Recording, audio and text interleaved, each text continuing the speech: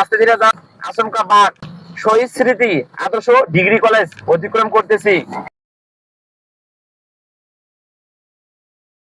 পরিবারের উদ্দেশ্যে আমার ড্রাইভিং ছাত্র গাড়ি চালায় যাচ্ছে, তা আপনারা বাস্তবে ভিডিওতে দেখতে পাচ্ছেন।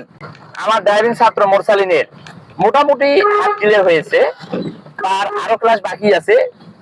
সম্পূর্ণ ক্লাস শেষ হইতে হইতে আশা করা যায় মোরসালিন ভালোভাবে ড্রাইভিং প্রশিক্ষণ শেষ করতে পারবে, এবং ড্রাইভিং প্রশিক্ষণ নেওয়ার পর সে ড্রাইভিং লাইসেন্স করার পর সে আশা করা যায় সে কোথাও অন্য কোথাও হোক, যে কোনো কোম্পানি হোক, যে কোনো সরকারি চাকরি হোক বা নিজে গাড়ি কিনে হোক গাড়ি চালাইতে পারবে।